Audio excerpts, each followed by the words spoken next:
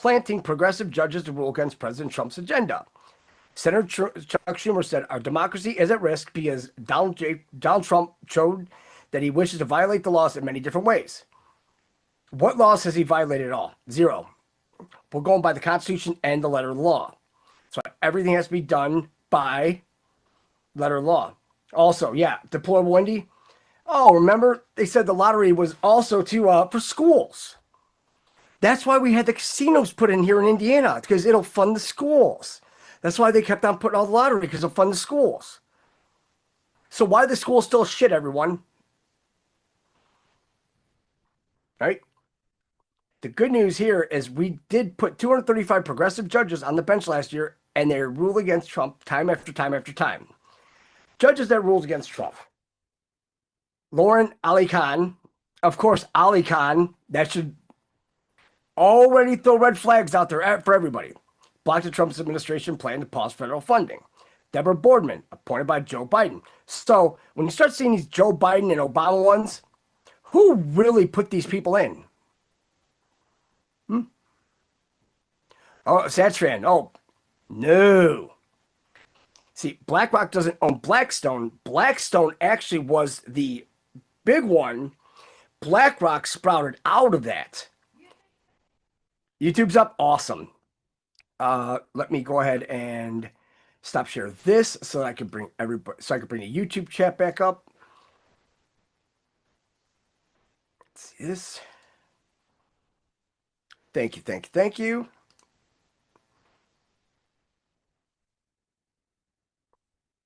All right. Yep. The good news here, and I want to hear that guy. This 1 second. All right. All right. Got that back up. Right? Cool. All right. Now that we are back in, buckshot tank. Yeah. So, go back to, as we were saying,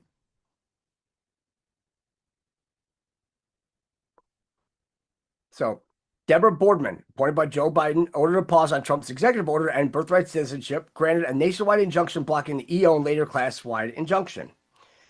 No, he actually has a legal standing to actually do that. He is the executive of the corporation.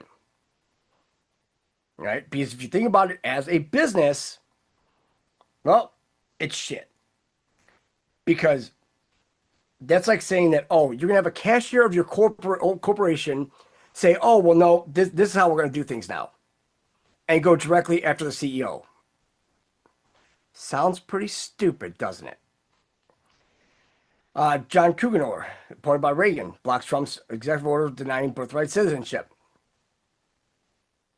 Well, I'm glad that they all read the Constitution because, well, the Constitution says that was all done for the slaves.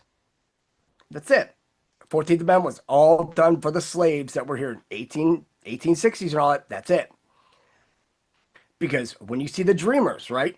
Why did he create the Dreamers? The Dreamers are the communists. That's it. Case closed. Hands down.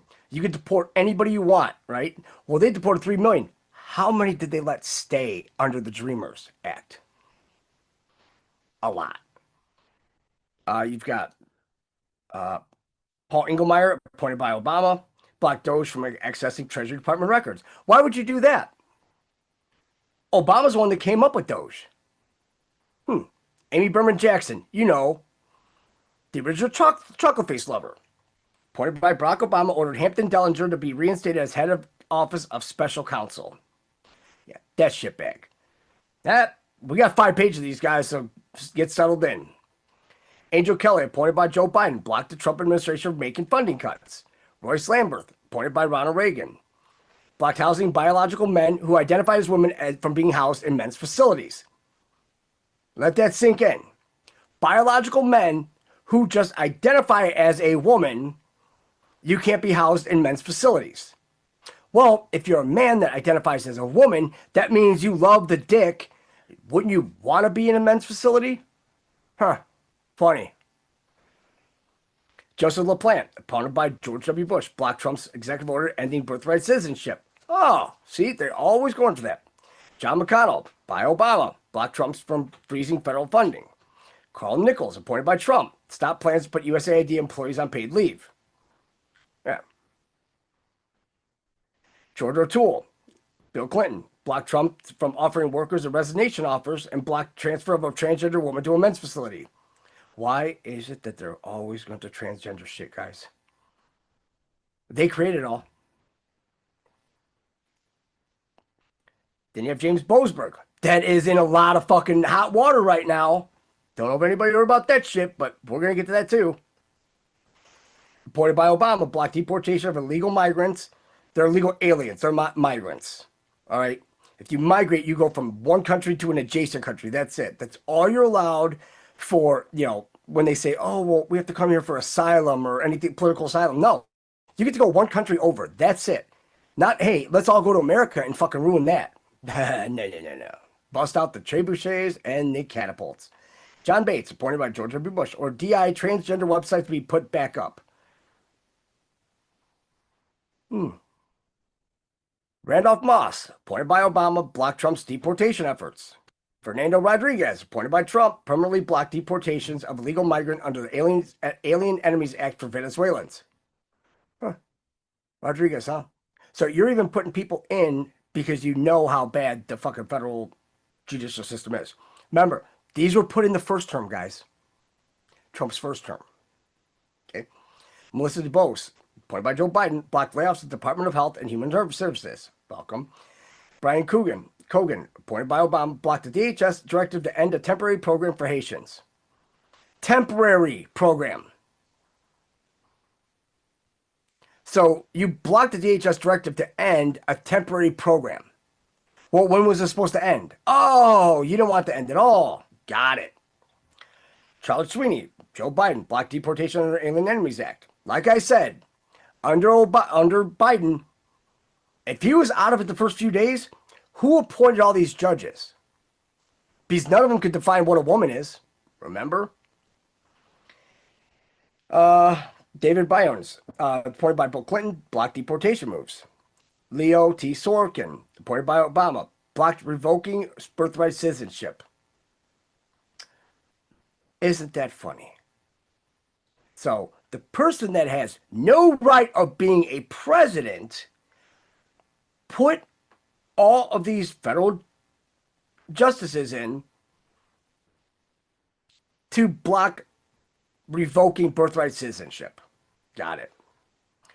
William Warwick, by Obama, blocked withholding funds from sanctuary cities. No. There's nothing in the Constitution that ever says sanctuary cities or anything like that. That right there is a big figment of the Democrats' fucking delusional fucking mindscape. Indira Talwani, appointed by Obama, blocked termination of parole programs. Yeah, the parole programs. Not parole as in prison parole, but parole here. This is the shit they do. Edward Chen, appointed by Obama, postponed termination of TPS for Venezuelans, prevented invalidating work permits. Fucking TPS reports, right? Temporary protective status. Kenneth Gonzalez, appointed by Obama, blocked transfer of Venezuelan illegal migrant criminals to Guantanamo Bay. Jamal Whitehead. Yeah, perfectly good white guy, huh? Biden blocked suspension of refugee admissions funding. Jesse Furman, appointed by Obama, blocked removal of Mahmoud Khalil. Michael Fabrice,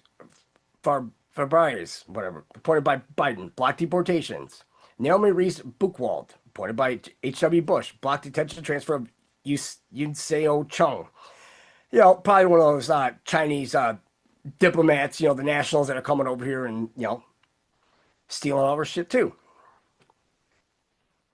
Nina Wang, appointed by Donald Trump, ordered no removal of Jeanette Vigzera Ramirez. Get the fuck out. William Sessions, appointed by Bill Clinton, ordered immediate release of Rumeska Ozturk. Remember, we went over the William Sessions, and he's dead now, thank God. But yeah. Jeanette Vargas, appointed by Barack Obama, blocked Treasury from granting Doge access to records. Denise Cote, appointed by Clinton, blocked OPM, that's Office of Personnel Management, from sharing federal employee records with Doge. No, you should. If you work for the federal government, all of your shit should be out there in the open. Ellen Lipton Hollander, appointed by Clinton, blocked Doge's access to SSA system, Social Security, because, well, remember those 3 letters got by that Finastra from my grandpa, my mom, and my dad? Yeah, well, my grandpa's been dead since what? I don't know, 1988. So why is it that they mentioned that the Social Security numbers were compromised? Were they compromised or were they stolen? Beryl Howell, that bitch, appointed by Obama, granted summary judgment, declaring removal from NLRB unlawful, order reinstatement. Fuck you. National Labor Relations Board. Yeah, no, get rid of it. Rudy Contreras, appointed by Obama, declared removal from MSPB unlawful. Sparkle Sunikin, appointed by Trump, declared termination from FLRA unlawful. No. You guys don't support the Constitution. Gordon Gallagher, by Donald Trump, blocked removal of Mohammed Sabri Solomon's family. Orlando Garcia, by Bill Clinton, blocked removal of family from District U.S. From District, huh? Brian Murphy, appointed by Trump, blocked removals to third country without notice, granted class certification preliminary injunction. Oh, and then you got memes. Call my coochie the lotto because men are looking to hit it. Nah, lotto because you're always scratching it. Cute. But now that we are back in business, I want to make sure.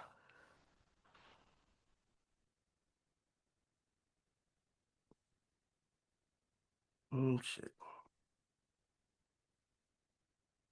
Yeah.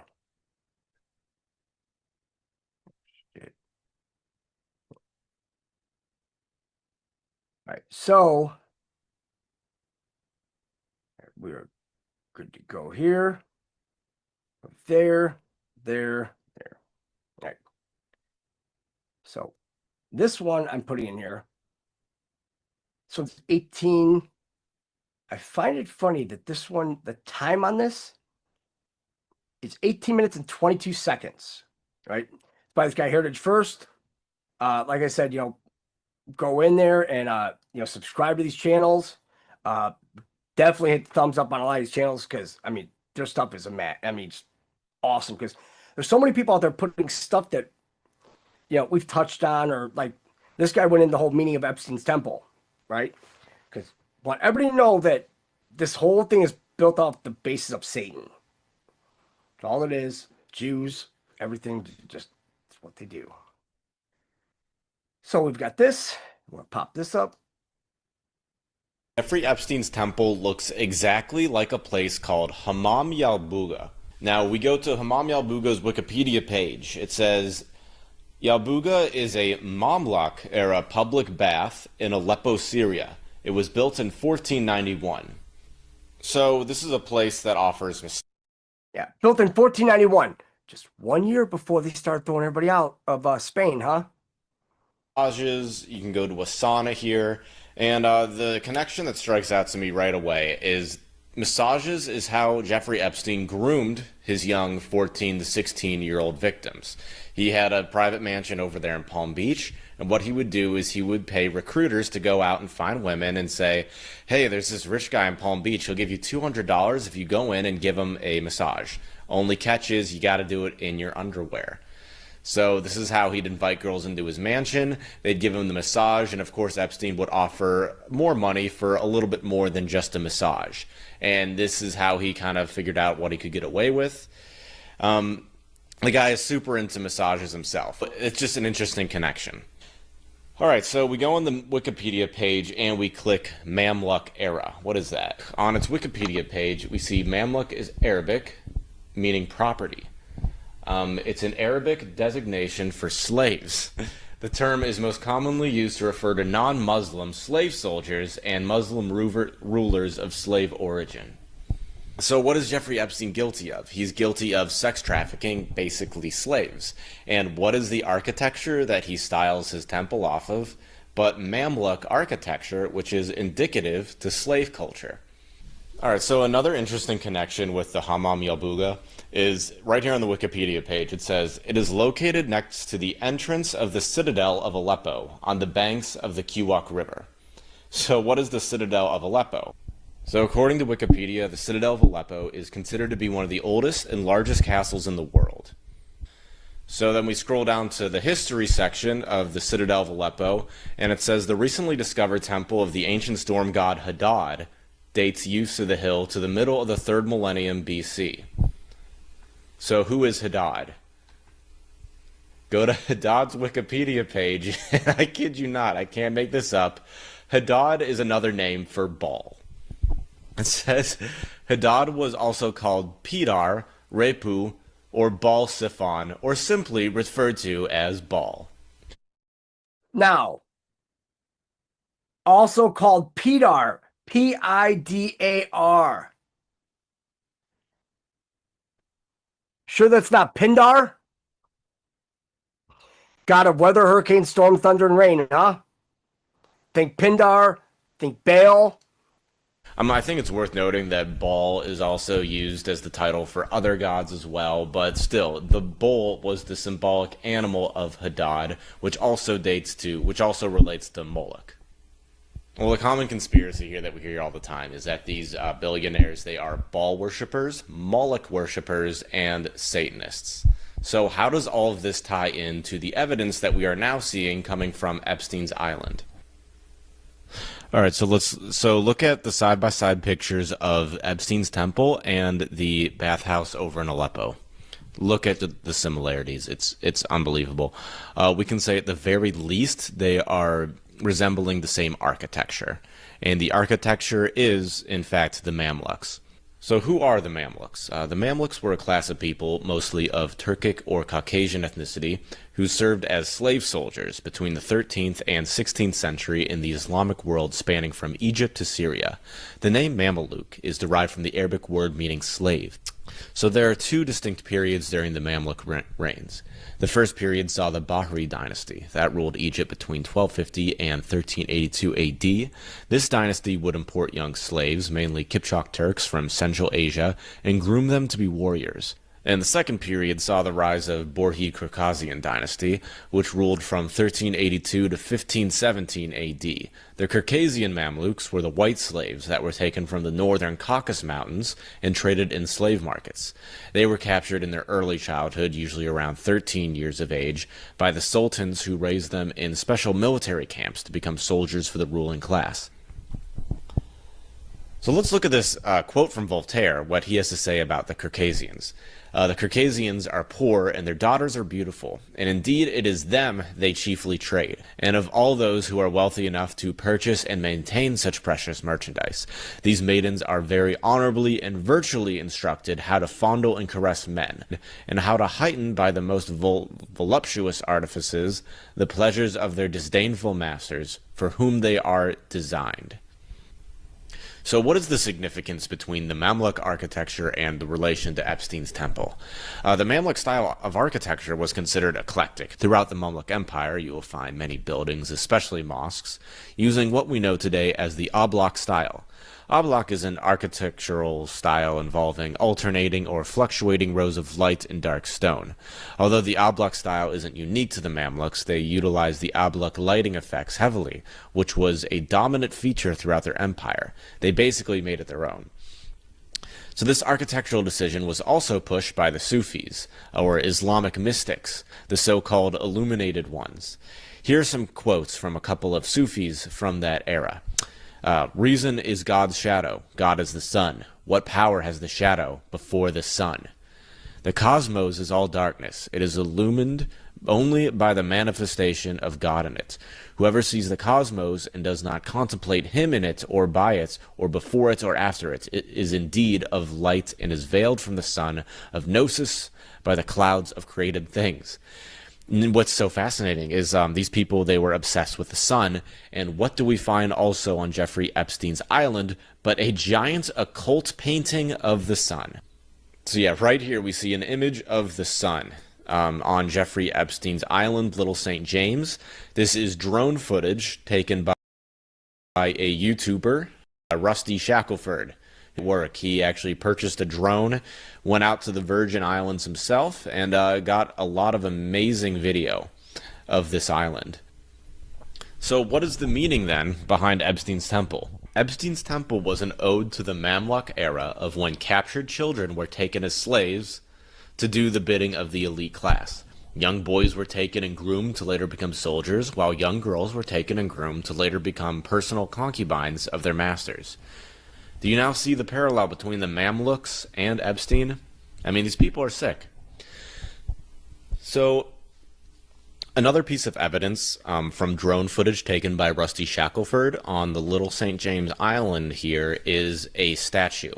A very mysterious statue that people on the internet can't quite figure out who it is depicting. But I have pretty good evidence to believe that it is actually Enki. For three reasons. First off, I'm going to show you side-by-side pictures of both Enki and the statue here on Jeffrey Epstein's island. The first notable similarity here are the hand positions. Notice how his hands sit on top of one another there. Look very closely at the crown or turban that the statue is wearing. You'll see a very slight upward curve, like a C, like the letter C on his turban crown there, and you'll see that same little curve on every statue of Enki as well. And I don't see this really on any other statues from the Mesopotamian era. And of course, then also notice that it has a beard, and the beard begins down from the bottom of the nose and covers the front of his chest. I'd say the beard is also quite similar to the Enki depictions that we have from Mesopotamia. I'm pretty sure also that it is Enki because it fits with the Luciferian idea of it all as well.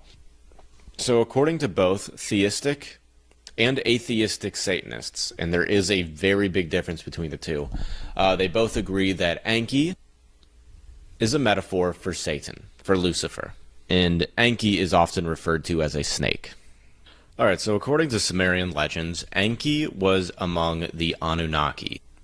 Those were the gods that created humans. It was Enki, Enlil, and a few other of the Anunnaki. Now, the reason that they created humans was to be a slave race to mine for gold. At first, it was the responsibility of the lesser gods to mine the gold, but they eventually got sick of doing this, so Enki created the great idea of, hey, there's these ape-like hominids over here on Earth. Let's turn them into a slave race that we can use to mine our gold. Enki and Enlil turned the lower-level hominids into the humans that we are today in order for us to mine materials. So this goes on for a while, but then Enki feels guilty about this, and he ascends down to humanity and he frees them by giving them knowledge. And this is within direct reference to Genesis of the snake, Lucifer, coming down and giving the tree of knowledge over to humanity. And it's therefore no coincidence that Enki is often referred to as a serpent. Enki is actually part of the Brotherhood of the Serpents, and in ancient tablets, Enki is shown as having a serpent's tail. In fact, the Old Testament, which is based off of 39 books written in classic Hebrew, is based off of Eridu Genesis, which was originally a Mesopotamian story of Adamu, look at that connection there, being the first human who is a part of this slave race, and Enki frees him. So these people have good reason to believe that Enki is a direct representation of Lucifer. And overall, this isn't really innately a bad thing.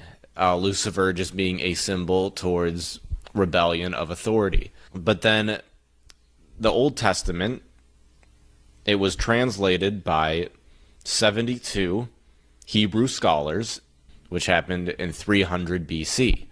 And when they made this translation, they noticed that the Genesis of the Old Testament, strangely enough, said, "We made humans in our image," which was weird to them because at that time, Judaism was monotheistic, meaning one God. So they just kind of brushed this off, not knowing that the term Elohim in ancient Hebrew was in reference to the Anunnaki of ancient Mesopotamian and Sumerian origin, El meaning God and Ohim meaning plural. We made them in our image.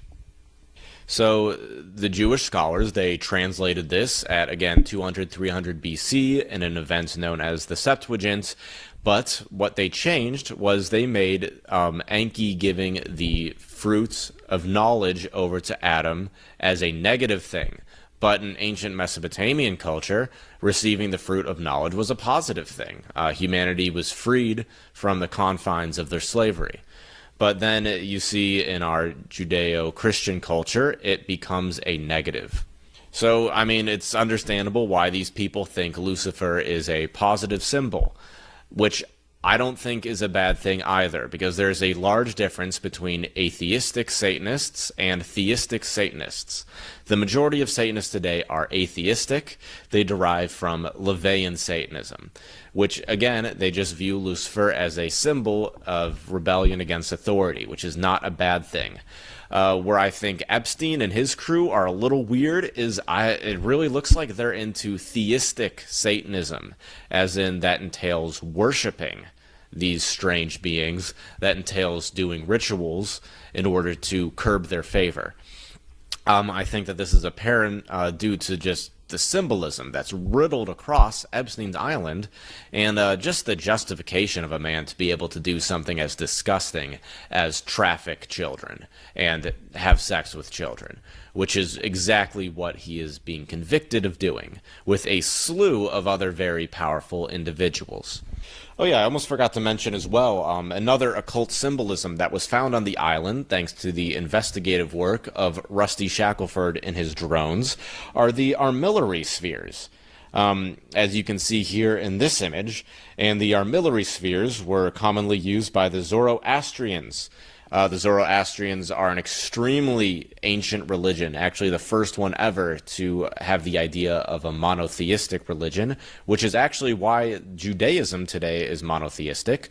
Before they were polytheistic, before the Jewish people were conquered by the Persians, and the Persians had the religion of Zoroastrianism. So Zoroastrianism and ancient Judaism are very closely linked. For example, the three wise men in the story of Jesus in the manger, they were a part of the order of the Magi, which were Zoroastrian. They were Zoroastrians. As you can see in Raphael's famous painting, The School of Athens, in this painting, Ptolemy is holding an armillary sphere, and Zoroaster, the god of the Zoroastrian religion, is holding another. You can even tell that Raphael, the incredible amount of respect directly next to the painting. So Zoroastrianism is a very fascinating religion.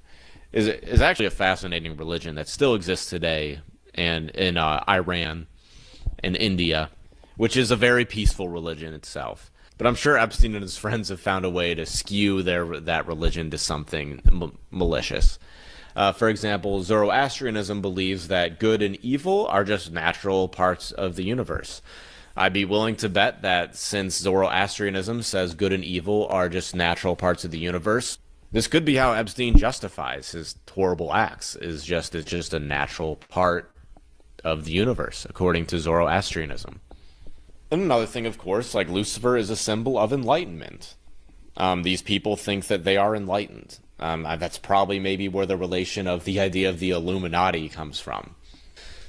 So yeah, I'm pretty sure that this statue here definitely represents Enki, due to the similarities I discussed, due to the hand positions, due to the upward tilt on the front of the crown, due to the beard being located directly below the nose, and due to the fact that Enki is directly linked to Lucifer, and these people have been accused of nefarious activities that could be related to Satanism.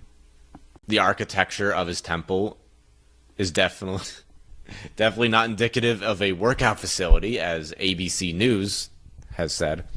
So yeah, that about wraps it up. Hopefully you have a better understanding of Epstein's temple, what that guy's sick philosophy is on life. Because I know I was really curious. I had to figure this out.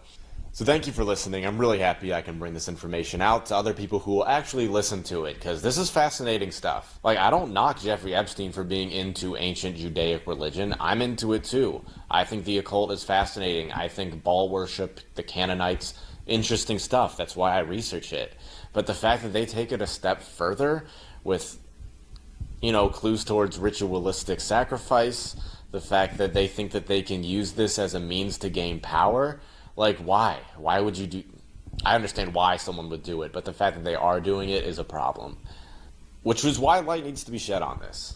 I think that there is enough evidence here to say that they're probably into this stuff.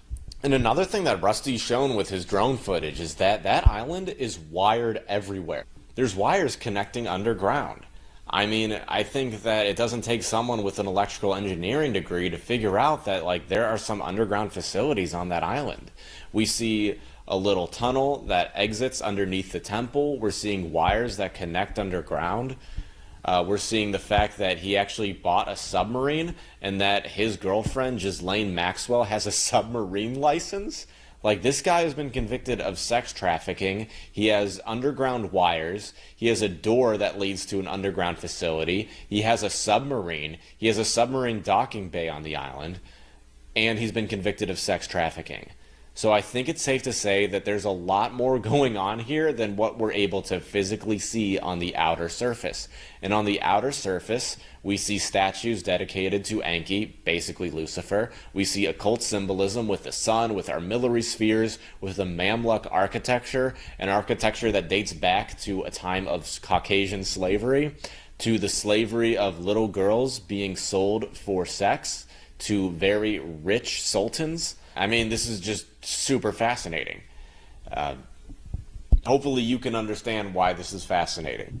Anyway, that wraps it up for today. Thank you so much for listening. Please leave a like and subscribe. I will have more content coming soon.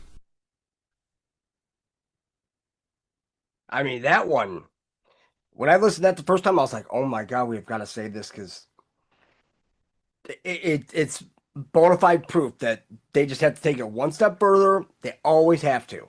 Always. And the whole Baal worship and Baal worship, they all worship balls. They love them. They're fucking disgusting. That's what they are. So I've got this other one. It's 23 minutes long. So this one is a big, big, big one. Because it says, Israeli woman kidnapped in Iraq reveals all her missions. So they're doing it in Iraq. You know damn well that these women, they're doing it in Iran, and they keep on doing this shit. Right? Also, I want to give out huge, huge thank yous, guys. Panda1, thank you so much for your donation. Your magical inner child, thank you also for your donation. Himmy Cats, thank you so much for the 10 memberships on YouTube. Gloria, also, thank you for the memberships, and also Philip. Thank you, Philip Schaefer on YouTube, for more of the memberships.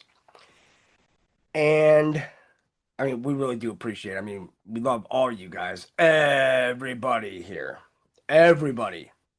Oh, and this is the other video. I'm gonna go ahead and put this in the chat just to make sure that. And I know it was probably up there before. But this is the one we're gonna watch now, and I mean, it's just, I don't know. And then after this, what I'm thinking is what we'll do is we'll go back to the Crazy Days and Nights. I think we left off at one second here. I got them all right here. So I don't know exactly what we left off on. So part 10 is what we left off on. Let's see, part 9 was documents, right? Oh, that's it. Nope. Part 9, no. Part 11 was the documents. So probably go from part 12 on, because I saw some of them briefly, like the titles, and that Crazy Days and Nights, that guy is because they already put out part 2 for Bohemian Grove, and also now he's going into the which one is it? The Lookout Mountain. Yeah. So basically, it's all the ones that we've been talking about, and he's bringing out all the facts about it. The stuff that we don't know, that we can't find, but he's actually drawing the parallels for us. That's why people like that are doing the Lord's work. Right? Right. So, this one. In this footage, recorded in March of 2022, an Iraqi journalist interviews a young woman. She's wearing a black abaya. A hijab covers her head. At first glance, she appears to be any other local woman from Baghdad, calm, composed, blending in. But then she speaks. And her Arabic is flawless, smooth, confident, natural, not a single trace of a foreign accent. The journalist asks her what she thinks of Muqtada al-Sadr, the influential and controversial Shiite cleric who dominates Iraqi politics. Her answer is immediate. It is clear that he is a patriotic figure who rejects intervention from any country, whether in the West or the East, she says without hesitation. In my opinion, this should be the position of every Iraqi political leader. The journalist nods politely. He has no idea who she really is. No one watching the interview that day could have imagined that this woman was not an Iraqi at all, but an Israeli citizen. And in Iraq, where contact with Israelis is a criminal offense punishable by severe penalties, this secret could cost lives. A year later, her name would explode across headlines around the world. Elizabeth Tsurkov. She vanished in Baghdad in March 2023, kidnapped in broad daylight by Kataib Hezbollah, a powerful Iranian-backed Shiite militia classified as a terrorist group by the United States. No ransom demand, no public statement, just silence. Then, 7 months later, a video surfaced online. In it, the same woman appears. Her face is pale, her voice sounds strained, but her words are chilling. I worked for the Israeli intelligence agency, the Mossad, and the CIA. לטובת המוסד, בתחילת עבודתי עבדתי בסוריה. The confession sent shockwaves through the media. Was it real? Or was it forced under duress? Her family says it's a lie. According to them, Elizabeth is not a spy. She's a doctoral student at Princeton University, a human rights advocate, a researcher studying political movements in Iraq. They say she went to Baghdad to conduct fieldwork for her PhD. They say she was abducted and coerced into making a false confession. But if that's true, why was she meeting high-ranking Shiite figures tied to militant groups? Why was she moving freely in regions hostile to Israel? And why did she use her Russian passport to conceal her identity? The mystery of Elizabeth Tsurkov is no longer just a political incident. It has become a full-blown international thriller. Who is she really? A well-meaning student who walked into the wrong place at the wrong time? Or a deep-cover operative who crossed the line one time too many? The truth lies in the shadows, and to find it, we must go back. Back to her childhood in Soviet Russia, for her service in Israeli military intelligence, to her years of navigating war zones in the Arab world, and to the final moment she disappeared from a Baghdad cafe, leaving behind only questions, silence, and a story so unbelievable it could only be true. Her name was Liza, a little girl with dark eyes and a curious gaze, born in November 1986 in a city still called Leningrad. Snow, communal apartments, long queues, and whispered conversations in kitchen corners. This was the world she first knew. Her family was Jewish, politically aware, and shaped by hardship. They supported the well-known dissident Anatoly Sharansky and paid the price: arrests, interrogations, fear. When the Soviet Union began to crumble, a door opened. Israel was welcoming its own. In 1990, the Tsurkov family, with 4-year-old Liza in their arms, boarded a plane and left the Soviet Union behind forever. They were settled in a kibbutz, one of those ideological communes where everything was shared: meals, chores, even child-rearing. Liza was raised not just by her parents, but by an environment steeped in Zionist slogans, military pride, and a firm sense of who belonged and who didn't. There were no Arabs in the kibbutz, not because it was formally forbidden, but because they simply didn't fit the picture. There, surrounded by Israeli flags, Independence Day parades, and stories of fallen heroes, Liza grew up. She was bright, too bright not to ask questions. But for now, there were none. Only one certainty. You are here, therefore, you belong. But at some point, quietly and gradually, she would start to look around. And one day, beyond. Beyond the lines she was taught to honor, protect, and never cross. That's where her double life would begin. But for now, she was just the girl from Leningrad, though with each passing year, more Israeli than Russian, and with each passing year, less of just a girl. In Israel, there's no choice. The army comes for everyone, especially when you turn 18 and grow up on a kibbutz, where serving in the IDF is almost a sacred rite of passage. Elizabeth Tsurkov, a slender girl with a straight posture and serious eyes, puts on the uniform and becomes part of the very system she was raised to admire. She's assigned to military intelligence, not to the front lines, but to quiet, sterile offices where politics is shaped through computers, maps, and intercepted signals.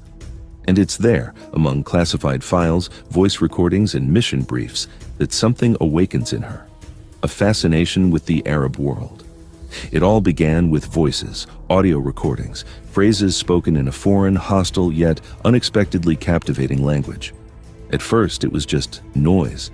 Her first reaction was almost comical. "Me no understand Arabic," she scribbled in her notebook, frustrated and lost. But stubbornness runs in her family. She buys a dictionary and signs up for classes, secretly listens to Al Jazeera, not as the enemy, but as a teacher. Slowly, she begins to understand. Not everything, but enough to hear the nuances: sorrow, anger, prayer. Word by word, she falls in love with the language, and with it, a culture she'd once been taught to fear. She no longer sees Arabs as the other. Instead, she wonders, what do they feel? Why do they fight? What do they dream about? It's the beginning of a journey that will eventually take her far beyond duty or borders. For now, she's still in uniform. But something inside her has changed. She is no longer just a soldier. She is an observer, a seeker, someone who wants to understand, even if it's dangerous. After her military service, Elizabeth seemed to shed her old mask. She took off the uniform and adopted the voice of a human rights advocate. She began working for Israeli NGOs, defending Palestinians, refugees, and victims of torture. She attended court hearings, wrote reports, and criticized the military. On paper, she was just another activist, but her voice kept growing louder. One of her mentors was Natan Sharansky, a former Soviet dissident and political prisoner, later a symbol of human rights in Israel. In Israeli politics, he was a controversial figure, but for Elizabeth, he became a launchpad. She worked as his assistant, participated in negotiations, drafted official statements, and attended international conferences. Behind her activist role, she was building diplomatic and political skills.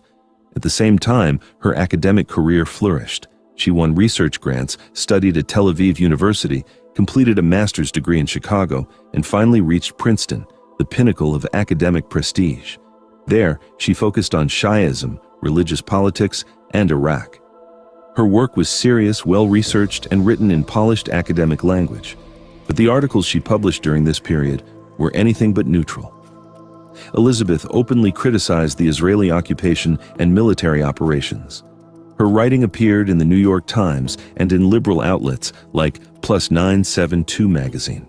Some saw her as a hero, others as a traitor. And then, an unexpected detail. In 2015, she posted a photo taken inside the Pentagon. In the picture, Elizabeth stands behind the official U.S. Department of Defense press podium beneath the Pentagon seal. Her caption reads, "I hereby declare a no-fly zone over Syria." A joke, perhaps, but to others, it looked like something more. A sign of how close she was to Western institutions of power. This added to the growing questions. Why did this human rights activist and former military intelligence officer have access to areas in Baghdad where even seasoned journalists weren't allowed to walk? Why did she move so freely through circles deeply suspicious of outsiders? And how did she gain the trust of people who trust no one? The image began to fracture. An activist, yes, but also a woman shrouded in secrets. With every step, she approached the invisible line that separates idealism from espionage, a line that, once crossed, changes everything. While most Israelis would never dare approach territories hostile to their country, Elizabeth Tsurkov crossed those borders, quite literally, again and again. She appeared in places where an Israeli passport could mean a death sentence, but she always arrived under a different name, with a different document, a different story. Her Russian passport opened doors that were firmly shut to Israeli citizens. In places where the word Mossad could cost someone their life, Tsurkov introduced herself simply, Elizaveta Tsurkova, or Liza Arkady, a Russian researcher, quiet, educated, curious. With that identity to Syria, a country officially at war with Israel, to Lebanon, where Israeli agents are hunted even among waiters, to Iraqi Kurdistan, to Mosul, to the Shiite neighborhoods of Baghdad, and even to Najaf, Iraq's religious capital. Places where simply being a foreigner, especially with a Jewish face and accent, could be fatal. She walked the streets in a black abaya. A neatly tied hijab covered her head. She blended in among the women of the East. She spoke fluent Arabic. She answered questions from local journalists. She interviewed religious leaders, and no one ever suspected she was Israeli, because she never said who she really was. Her mission, whatever it may have been, was deeply concealed. Officially, she was conducting academic research, studying Shiite movements, sectarian tensions, and political alliances. But no other Princeton student had ever gone this far. No other researcher had followed such a path or sat across the table from people Israel openly considers its enemies. This wasn't just research, it was immersion into a world where a single wrong word, spoken in the wrong tone, could cost you your life. Spring 2022. On screen, a woman in a black abaya and hijab. She speaks Arabic calmly and confidently, with a slight accent, yet without hesitation. Across from her sits an Iraqi journalist, a microphone, a camera, a few questions. They are discussing Muqtada al-Sadr, the most influential Shia leader in Iraq, a charismatic politician, and a fierce opponent of both American and Israeli influence. Tsurkov, presenting herself as a Russian researcher, speaks evenly. The journalist nods. It never crosses his mind that the woman in front of him is not just a foreigner, but an Israeli citizen. He doesn't know that under Iraqi law, passed just months earlier, any Iraqi suspected of contact with Israelis can be sentenced to death. Now, imagine, you're interviewing a Mossad agent, and you don't even realize it. Tsurkov isn't simply researching the political landscape, she's getting too close. Al-Sadr is a figure at the center of fragile coalitions, sectarian tensions, and regional power struggles. And it is his inner circle that interests her most. She arranges meetings, negotiates through intermediaries, and asks questions no outsider should be asking. No one knows what she's recording, what she's passing along, or what she's truly seeking. This is no longer the work of a researcher. This is dangerous proximity, one step away from people who could sentence her to death with a single word. March 2023. A warm evening in Baghdad.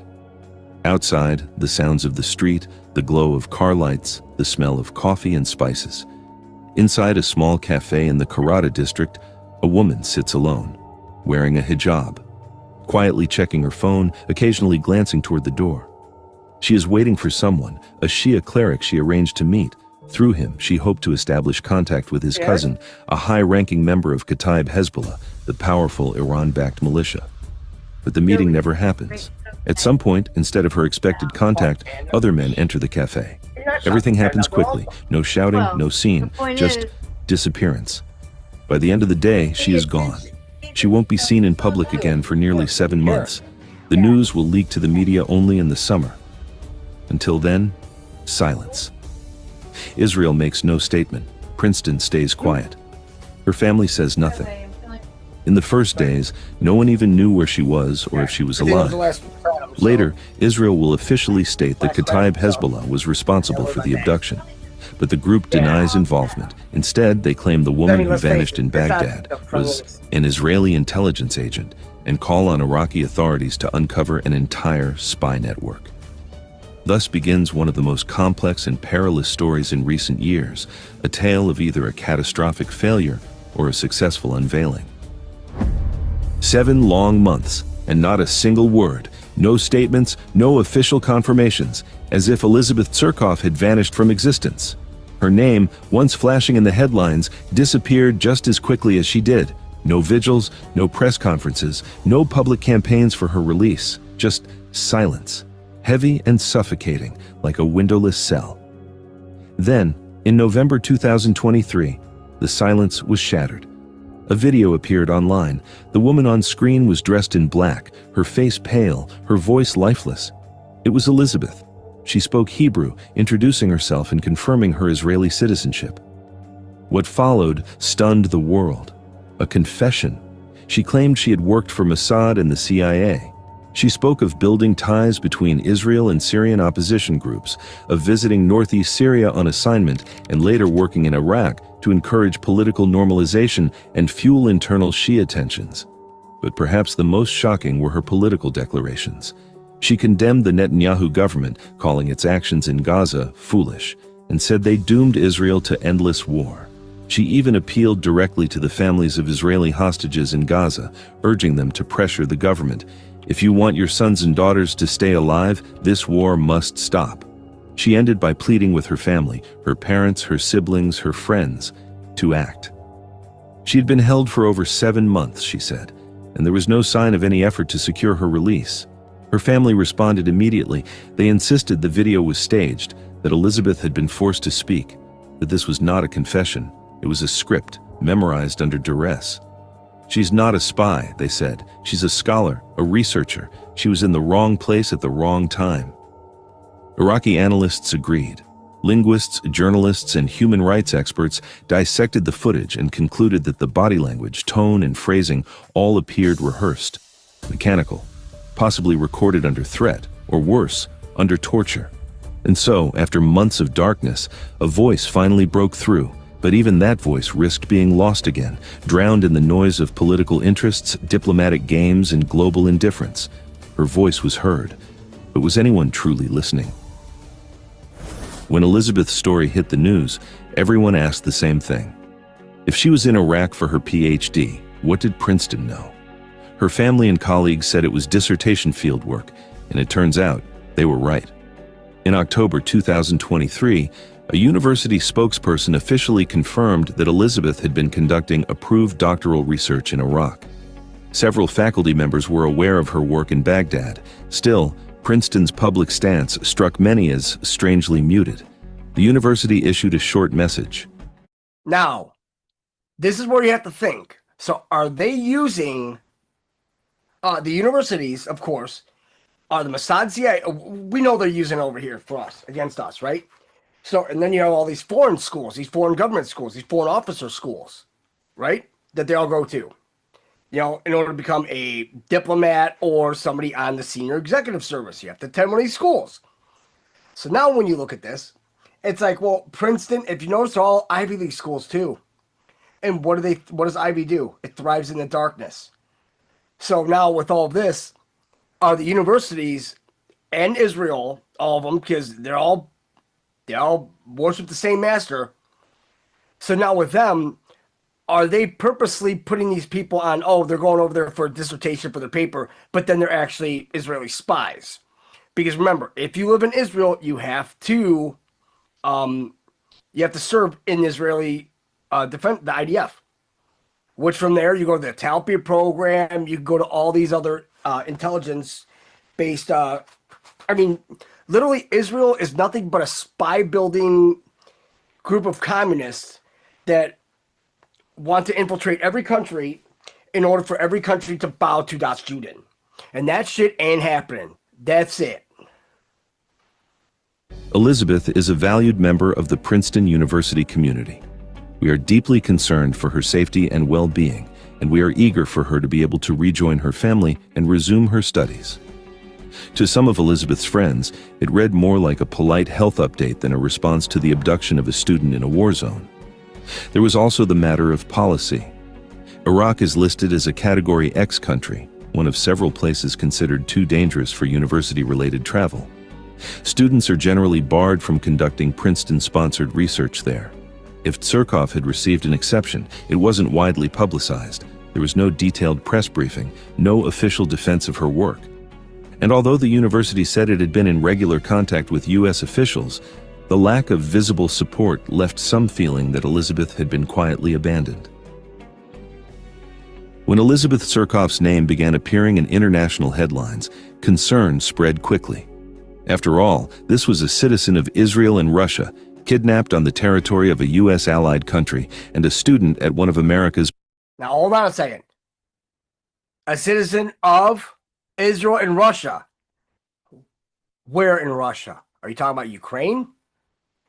Because remember, we talked about this before, how they always say, oh, well, you know, it's Russia, when it's like, when they want to use as the whole populace, like, oh, well, she's from Russia. But yet they come from Ukraine. They don't say Ukraine. They never do that. Most prestigious universities, human rights organizations like Amnesty International, DAWN, and Human Rights Watch were among the first to raise the alarm. They issued urgent calls for her immediate release, condemned the illegality of her detention, and stressed that her alleged confessions under duress had no legal or moral value. In the U.S., the concern reached the highest political levels. Several influential members of Congress sent a letter to President Joe Biden urging decisive intervention. The message was clear. If a dual citizen of Israel and Russia could be kidnapped abroad without consequence, the precedent would be dangerous for everyone. Israeli Prime Minister Benjamin Netanyahu publicly blamed Kataib Hezbollah for the abduction. Beyond that, Israel's diplomacy moved into a quieter gear. There were no press briefings or detailed updates, only the assumption that back-channel negotiations might be underway. Amid this diplomatic fog, rumors swirled. Some Middle Eastern sources suggested that Russia, as one of Elizabeth's official homelands, was mediating between Iraq, Iran, and Israel. But no official body ever confirmed such involvement. The international response, although present, felt frustratingly slow to her family and supporters. Public solidarity stood alongside private hesitation, and beneath it all lurked the question no one wanted to ask aloud. What if rescuing Elizabeth came with a political cost? Elizabeth Tsurkov's life is a hall of mirrors, each reflection contradicting the last. On one side stands the activist, years with Israeli and international NGOs, aid to refugees, public campaigns against torture and occupation, op-eds excoriating Tel Aviv's policies. On the other side is the former military intelligence officer she once admitted to being, a woman there it is, who slips between passports and languages, introducing herself as the Russian researcher Liza Arkady while concealing her Israeli citizenship. Israel insists there is nothing covert about her. An anonymous official, quoted by the Times of Israel, declared, "She is absolutely not a member of Mossad, period, exclamation point, underline." The official storyline portrays Tsurkov as a journalist and human rights advocate gathering field material for a PhD at Princeton. Yet too many details jar with that. Oh, absolutely, positively. No damn way is she part of Mossad, right? Isn't that funny? Because they said the same exact thing about Epstein. That there's absolutely no, like, they put every little token word in there to make sure that, oh, no way. And then what happens? Oh, we're sorry. Portrait. Her free movement in Syria and Iraq, her access to Baghdad's Shiite quarters, her meetings with people who rarely tolerate outsiders. Israeli commentator Richard Silverstein offers a third possibility in Tikkun Olam. Tsurkov may not be a Mossad officer, but rather a Mossad asset. There are many cases in which Israeli intelligence has exploited journalists and academics who have reported in countries where it has no official presence. They are not employed by Mossad as agents, but they serve as intelligence assets. Certainly the Mossad would be extremely interested in her research in Syria and Iraq. Where does scholarly curiosity end and clandestine work begin? The answer still drifts in the same shadows that swallowed Elizabeth herself, leaving behind only a trail of mutually exclusive versions. January 2025. The Iraqi foreign minister makes a rare statement. Yes, Elizabeth Tsurkov is alive. We are working on securing her release. It is the first official confirmation after many months of silence. But where is she now? The answer remains unknown. Some sources claim that Elizabeth is no longer in Iraq. It is possible she was transferred to Iran, a country closely tied to Kataib Hezbollah, the group accused of her abduction. If that is true, her situation becomes even more dangerous. Iran is a country that, according to former President Mahmoud Ahmadinejad himself, has long been a battlefield in a silent war.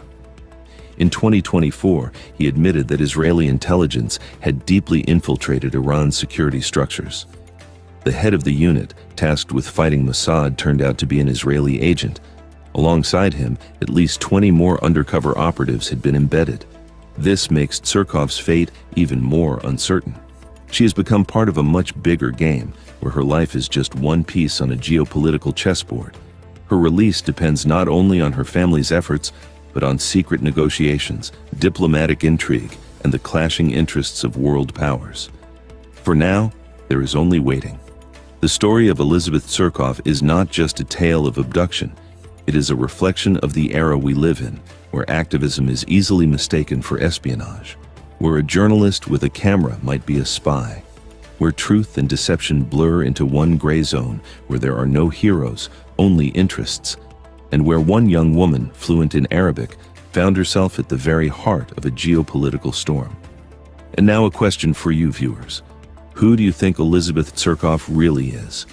A human rights defender, a scholar, or perhaps an intelligence agent? And most importantly, will she ever make it home? Or will her story end far from her loved ones, buried in secret deals and political games? Share your thoughts in the comments. If you found this video engaging, please support the channel by liking and subscribing. Thank you for watching.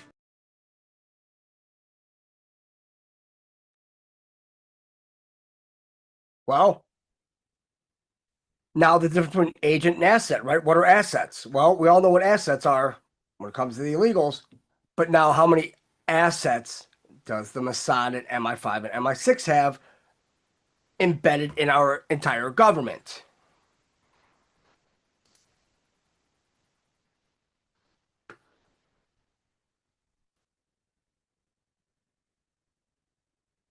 Let's see.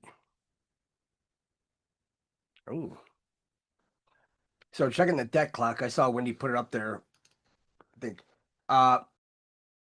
well, the new secret window, it's that PDF download book that we have. It's that same download. And it's like 34 pages. And also, if you notice, dollar to gold is 9111 per ounce. Dollar silver ratio 1149. It's going up, guys. It's going up. That's a good sign. Very, very, very good. Beautiful, beautiful, beautiful. Let's see.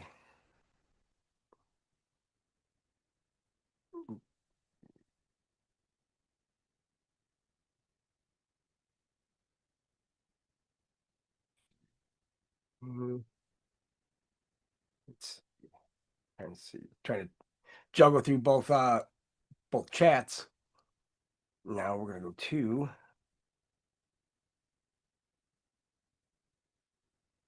see. Shit, there's a lot that came out since we've been on. Woo.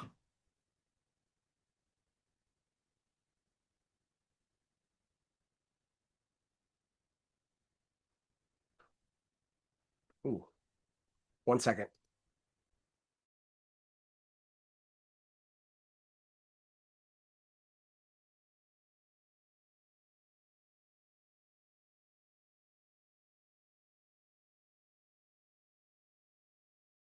Oh, this is a good sign, guys. Good sign. This came out an hour ago, so I've been busy getting all of our stuff decompressing from the whole week.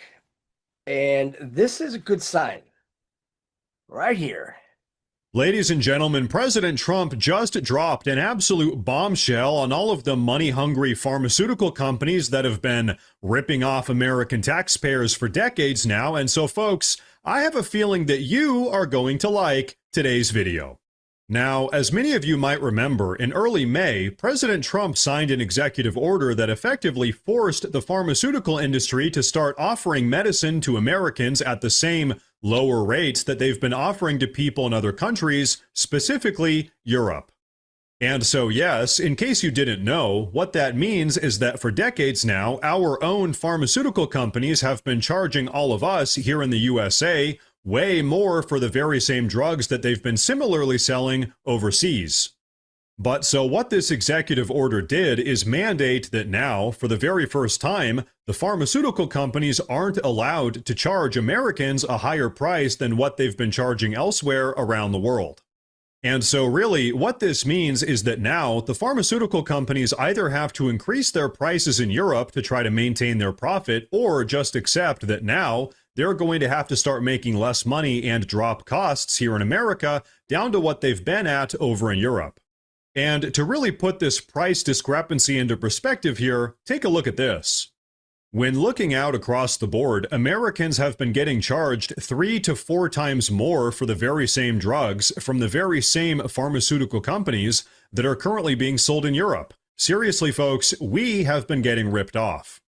In fact, check this out. The United States alone produces 70% of the pharmaceutical industry's revenue, despite having only 4% of the world's total population.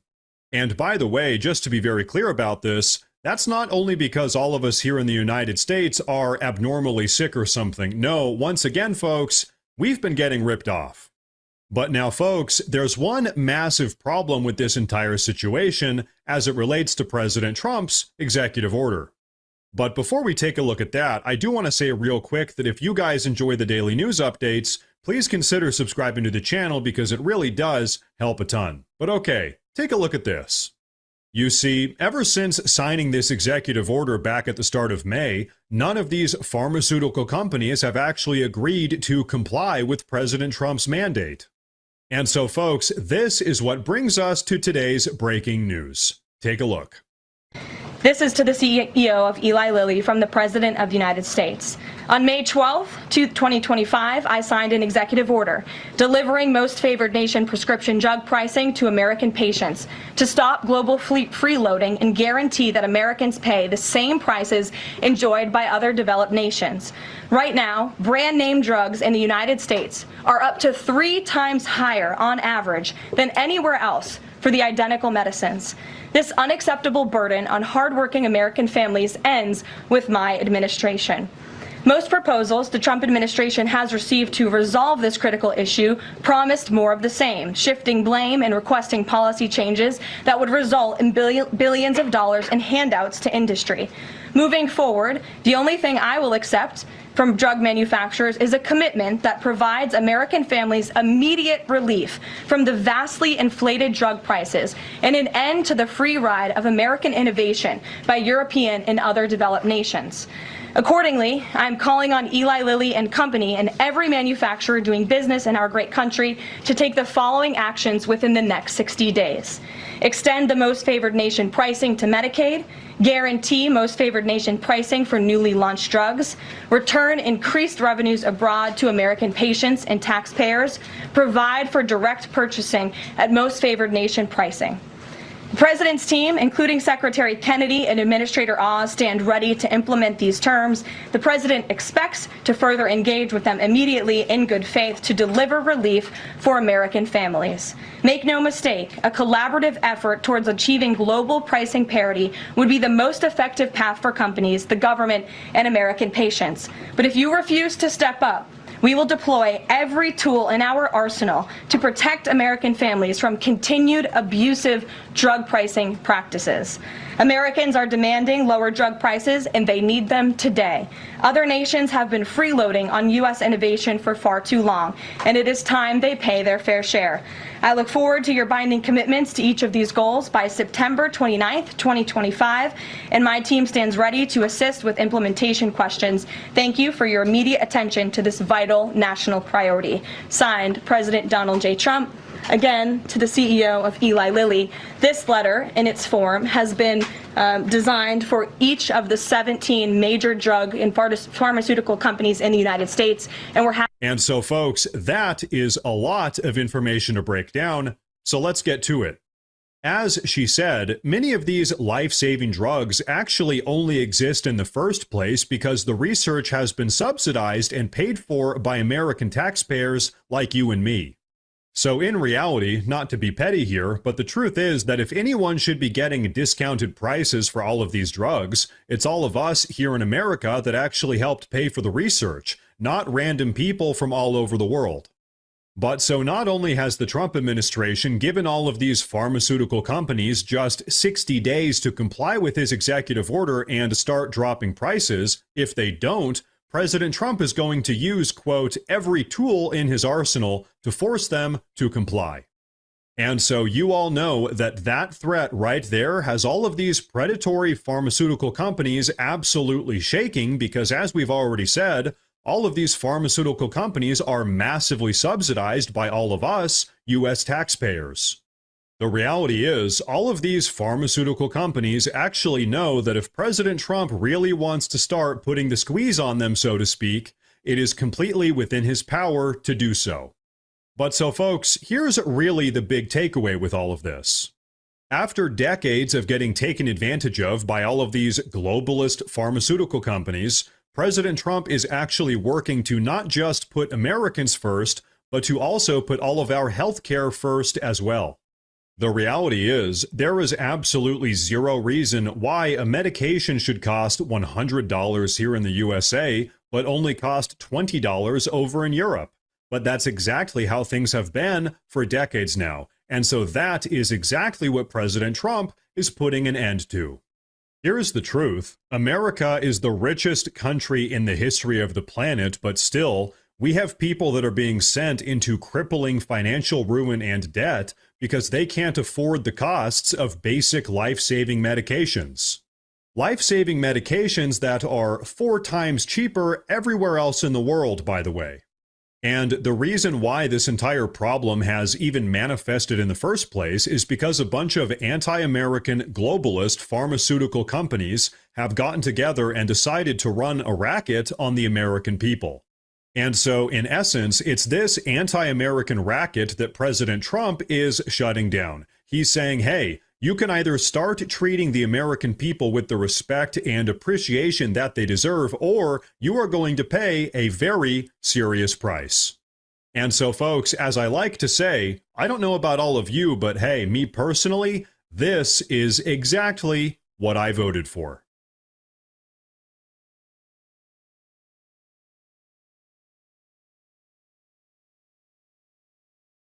Me too.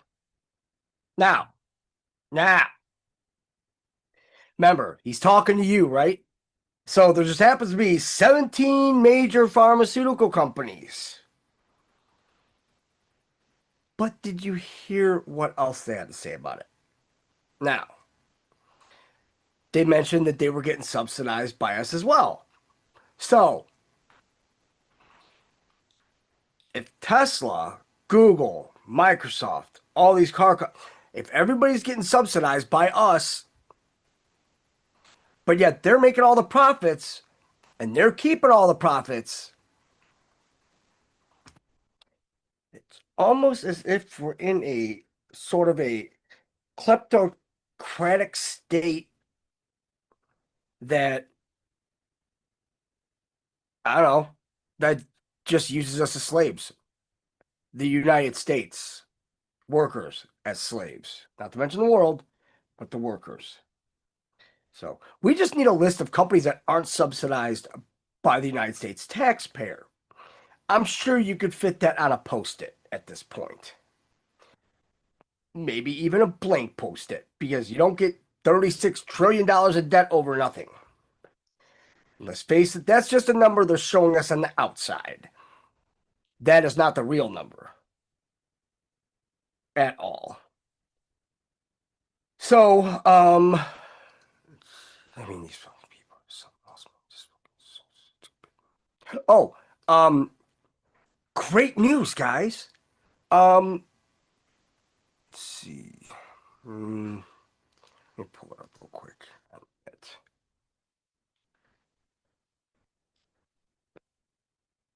Let's see.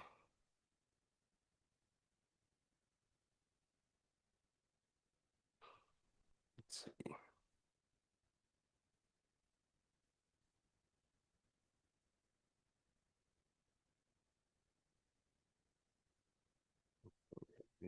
Fucking pop-ups.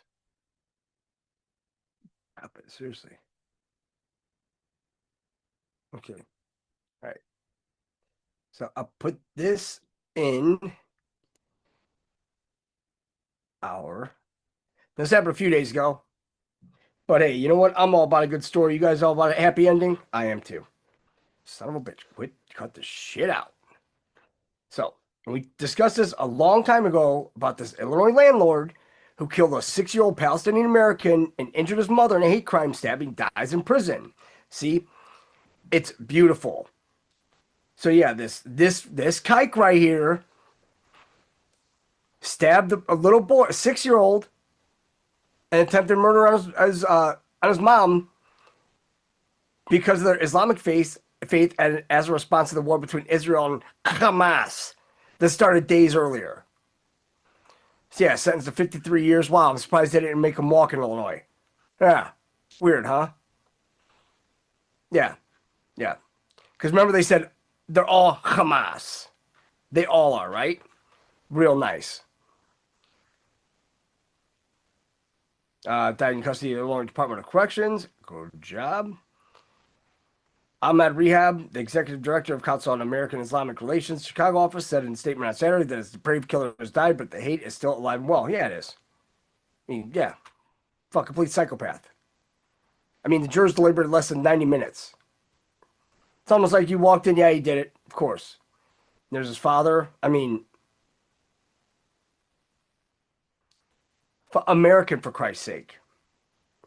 Some of the bloody crime scene photos were so explicit that the judge agreed to turn television screens showing them away from the audiences, which included his relatives.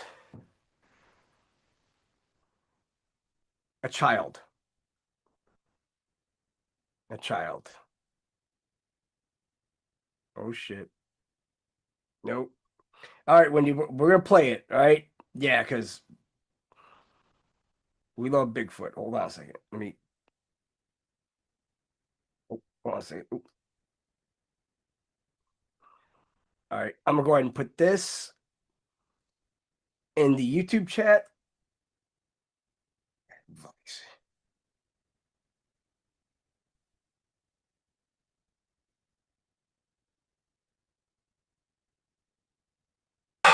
Hey guys, I keep hearing these strange noises in the forest.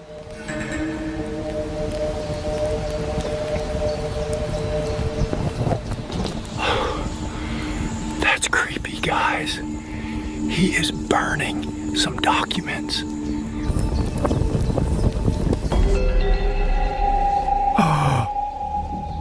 Hell no, dog. I am out of here. I barely escaped from him, but what is going on here? Wait, is that Putin? He's talking to a tree. What the I got a latte in my shoe, and I can't stop the trap for Guys, send help. They are all around me. Oh, by the way, subscribe.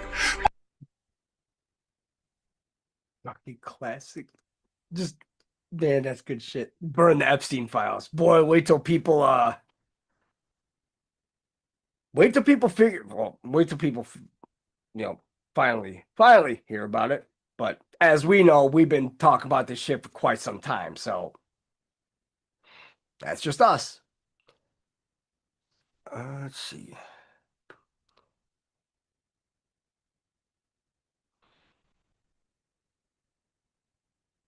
All right. All right. We are going to start off with a couple songs. Well, not start off. We're going to wrap this up with a couple songs.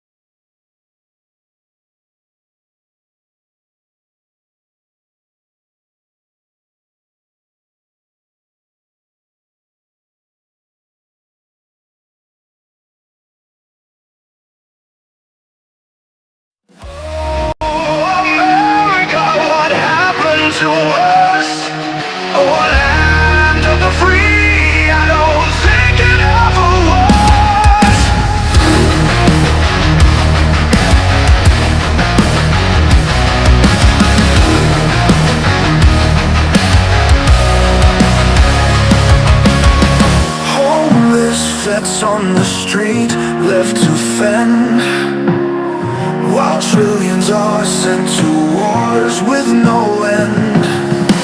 Homeless vets on the street left to fend, while trillions are sent to wars with no end.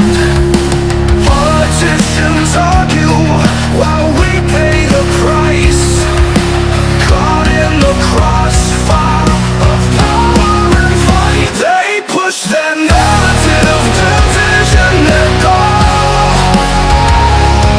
The left, the right, both playing their role. In a world where chaos is the new life, we search for answers but find nothing but lies.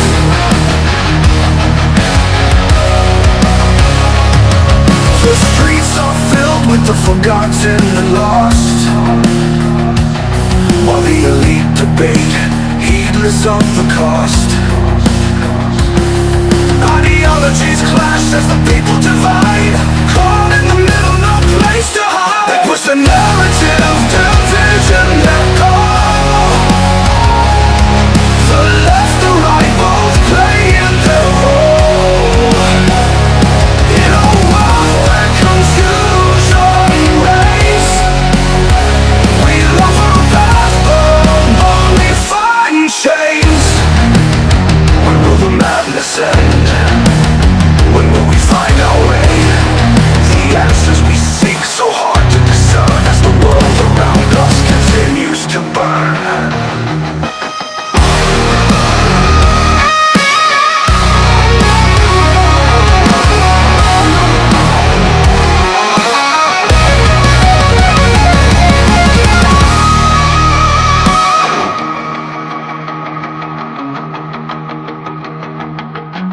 When will the madness end? When will we find our way? The answers we seek, so hard to discern, as the world around us continues to burn.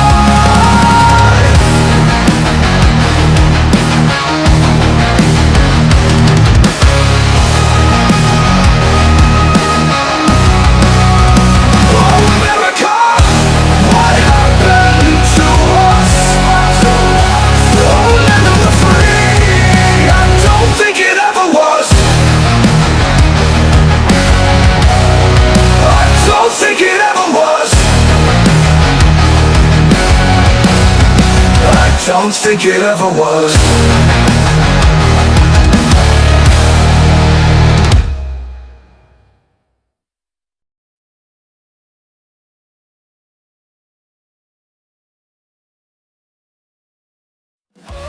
America, what happened?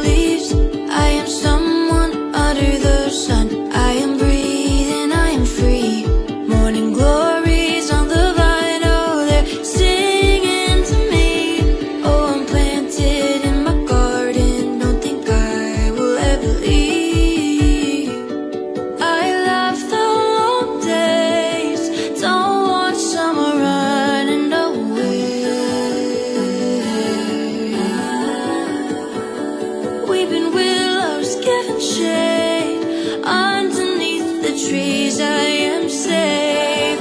I am, I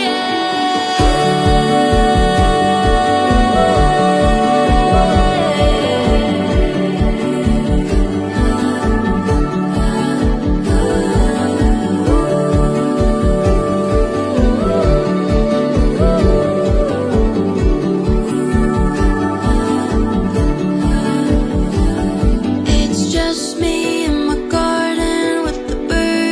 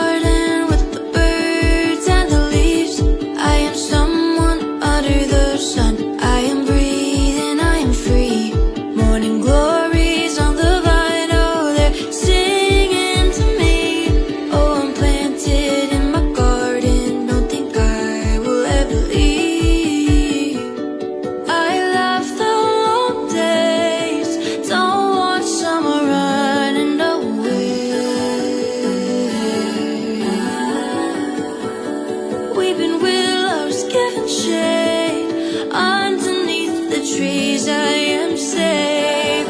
I am.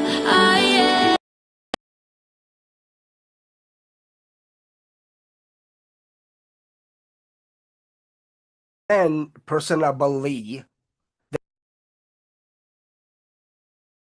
then just on a screen, I mean, in person, they're just, I mean, it's, let's face it, I mean, we're all blessed to know one another. I mean, this is what it's all about. It's, yeah, part 25. He just, and then we have to go back and, I mean, he is just, so what we'll do is we'll definitely go over all of them that he's going to have up to, I believe he does them to Saturday, or he probably does them every day. I don't know.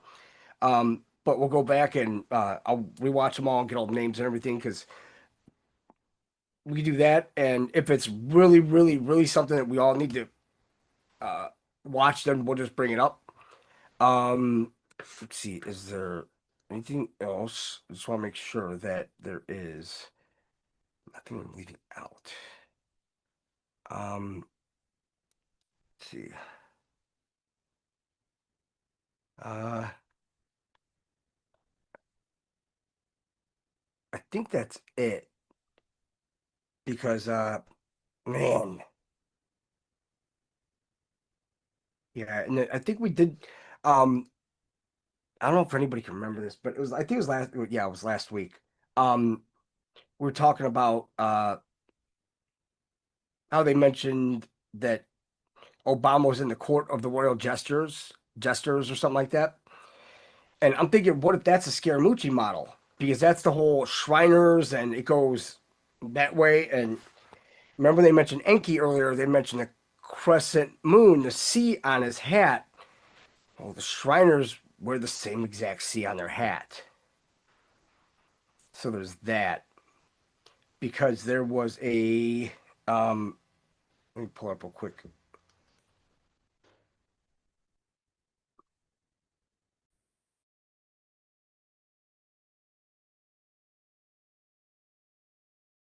Fuck it, it's like 26 minutes. We'll watch it on Sunday. Because there's a lot of information and all that. Oh, tell me, said hi, Kathy. What are they doing? Because I mean, it's just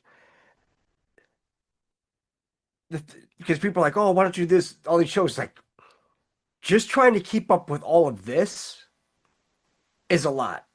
And then on top of it, trying to keep up with this and then still have, time for Dean and myself, or, and to do stuff around here. I mean, it's just because we always want to make sure, because I said that I don't want to let my work slack here on this channel, because this is home for us. So every other place, it's like, we're visiting, but I want to make sure that, we're bringing as much quality information here as possible. So we got that going for us. Trying, and hopefully we're succeeding. Because we only get one shot at this, I guess. So we might as well make the best of it. And I mean, it's going to pay off in the end, because we're noticing all the problems and we're seeing them getting fixed. But other people are seeing other things, because you just throw that shiny red ball and everybody's like, oh my God, war. It's like, guys. Then you look at the tariffs and how they're using that to completely upend this whole World War III, because I'd much rather have a global trade war than a global world war. It just seems a lot easier. A lot less people die. Even though they say, oh, there's so many people dying, but yet all these countries in Africa, they're so happy that we're leaving, because they could do it on their own. They were doing it ever since before America began. What if we're the ones over there holding them down? Anybody think about that? I mean, it's definite massive say possibility there. And also, I still haven't gone over this. Fuck. We'll have to go over this when we get back. I'll go ahead and drop this one in here too. If you want to read it, cool. If not, we're gonna go over it in the show. It was from Politico. Yeah, I know, I know. It is like one of the biggest rags out there, it seems. But it seems that whenever they came out with this one, and I'll show you the screen, it's the secret backstory about how Obama let Hezbollah off the hook. An ambitious U.S. task force targeting Hezbollah's billion-dollar criminal enterprise ran headlong into the White House's desire for a nuclear deal with Iran. Well, now that we know that that nuclear deal with Iran is totally fucking shady as all hell. I mean, $1.7 billion, guys. The 17s just keep coming. All it is, they're talking us through math, through everything. Oh, and they mentioned it. Oh shit, I think it was camping, but I'm gonna mention it now. So the state of Israel, and we mentioned this a couple times, but the corporation number, right? Remember, everything's a corporation.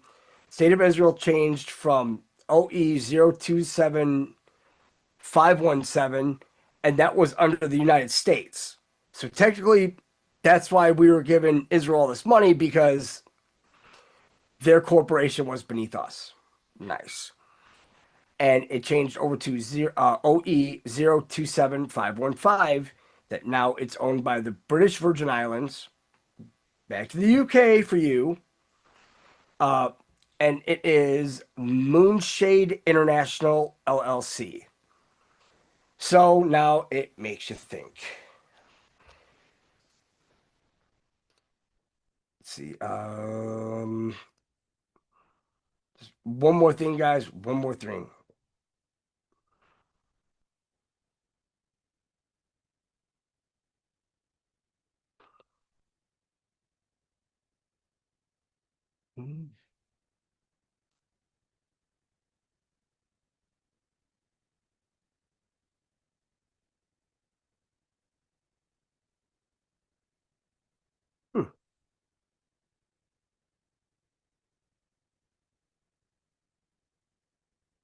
Hmm. Hold on a second. Fuck are you?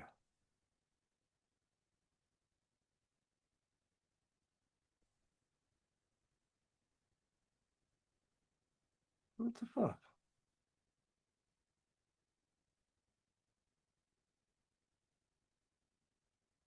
Hmm. Hmm.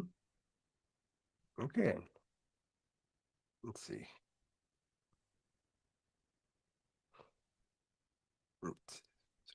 One second here, guys.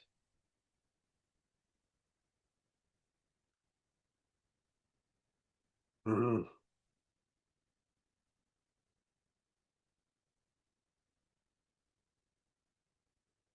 I'm looking for that ROP. Son of a bitch. Damn it. It has the oh wait. Hold on a second.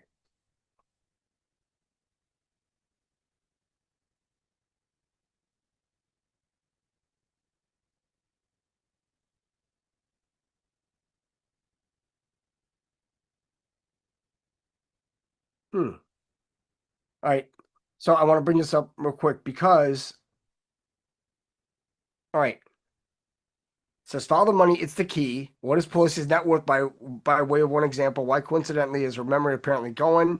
Cover for possible future indictment to plead what? Like it says in Jigsaw, right? Where they said Jared Cohen is gonna be, gonna be coming up shortly in the movie. Well, this whole Project Jigsaw and all that. If you have if you know you're caught, you fake an illness like Parkinson's or dementia, something like that. That's what they do. Real nice. What if John McCain never had surgery and that was a cover for future out of need against prosecution? Of course he didn't have surgery. How do you have brain surgery and then come back next week? Ask yourself that.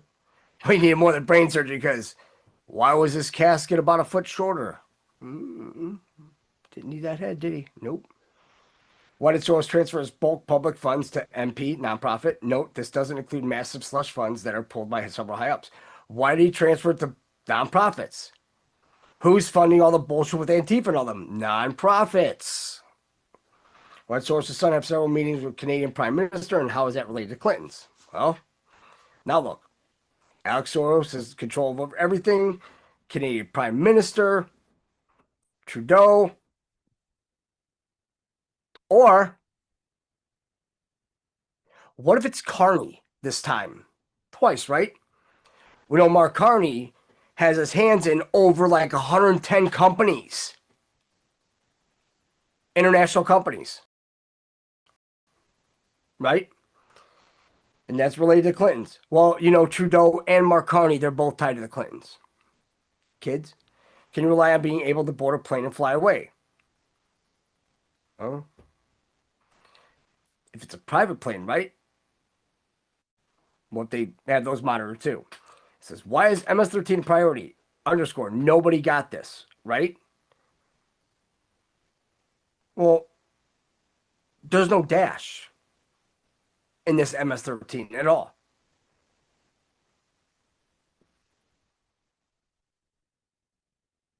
So the MS-13, you see a dash with it, right? Because that's why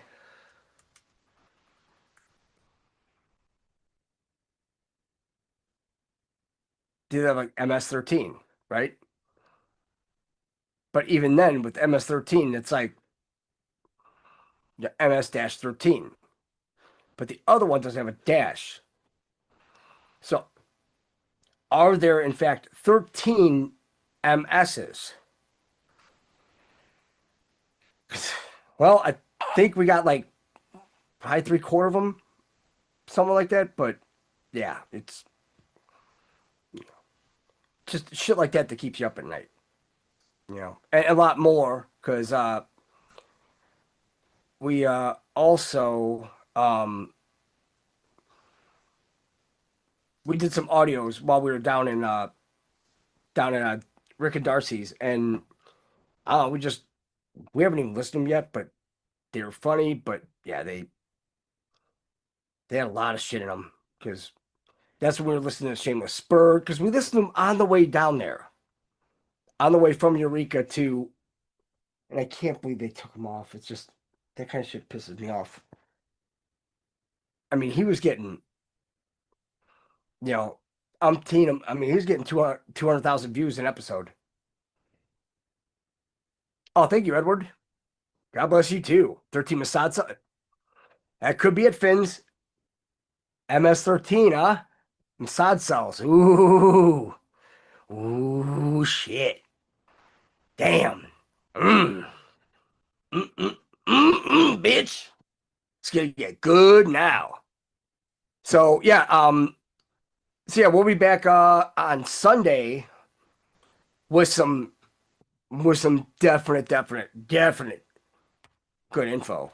Because now we're back in the swing of for a little bit longer, and then we got other things. We got other things to do. That's all I can say about that, because I don't want to say anything, because don't know who's listening. Let's just say nothing bad. Oh, thank you, Shawnee Red. It's nice to be back. But yeah, it was definitely nice to have this thing unplugged. I mean, we got home, looking at the computer. I'm like, oh, just start for me one more time. I said, I'm like, if this thing comes online and says, hey, Jason, welcome home for your vacation, I would have taken it out front and just shot it. That's it. We don't need that shit. Shameless Spurg on YouTube. And he, like we do, he brought the videos of them saying that they're communists, that they killed 20 million Russians, all that. But yet, you know, I guess it's just too hot for it. So we're gonna see if he's on Rumble. I know he's on X, and I put the call into Dina to see about possibly getting out, have him coming on or something like that. And I think people are like, oh, he's racist and all. It's like, guys, aren't we all sick and tired of the shit? Of getting called you're white supremacy, you're this, you're that. I'll be the first one to tell you, if it wasn't for white people, nothing would even be here. I hate to say it, but somebody's got to say it, right? It's not being racist, it's being a realist. Because remember, Akon and all that, they were going to build that Wakanda out in Africa and shit like that. They had $6 billion pinned for it, and for some reason, they built like 3/4 of a building that looks like complete. It's like a mud hut. That's what it is. And they pulled out. That's it. They're not building anything, but, I'm just saying. Not trying to be mean. Yeah, well, this one we actually relaxed and unwound because it was too fucking hot to think. That's why it was just brutal. I mean, even my sweat was sweating. It's like, eh. Oh, is Trump saying that he's thinking about pardoning Diddy too? Oh, guys. What have we learned about the setups, right? You're playing volleyball, right? You got your bump, your set, your spike, right? Consider this just a bump. He's bumping over. Then he's like, then he stands, he's like, you know what? Yeah. Ghislaine Maxwell, Diddy, all them. Yeah. I think we could pardon them. But then, oh shit, I forgot, man. Shit, we got Hubert and Horowitz over here. Uh-oh. I wonder what they have to say. If it's all connected, it's all connected. If everything's connected, that means everyone is connected. It's even bigger than what we thought. We haven't seen a RICO case like this ever. Racketeering conspiracy against who? Against the American public. Against the world. They've got everybody. Remember the 470, it's not 470 attorneys. It's the 470th Military Intelligence Brigade. That kind of bumps the numbers way up, doesn't it? And this is where they fucked themselves. Thanks, Israel. 9/11. Even says in the drops. Wait.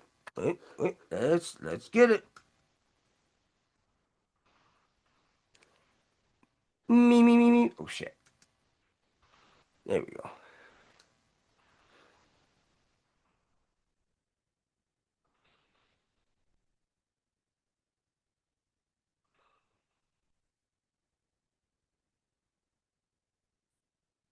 Wait a second. Let's see.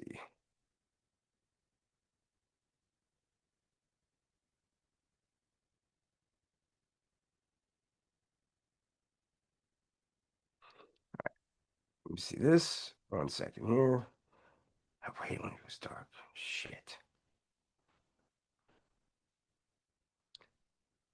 Okay. So, no run overtime. It's all right. We got this. So right here.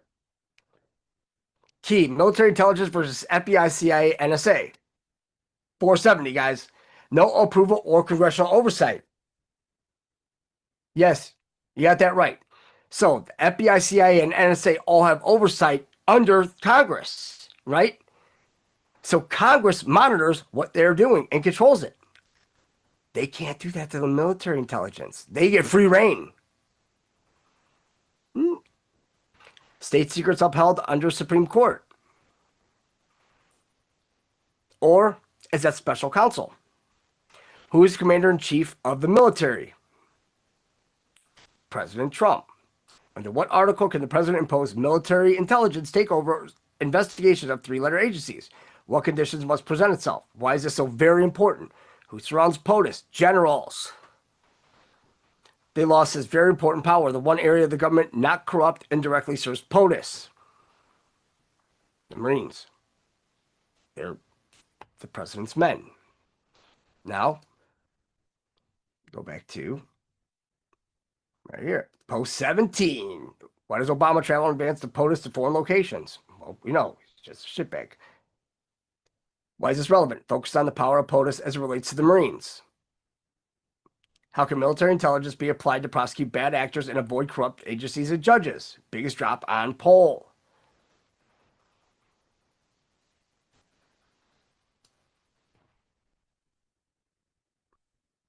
Under ex parte queering, guys. That's what you do. They're all enemy combatants.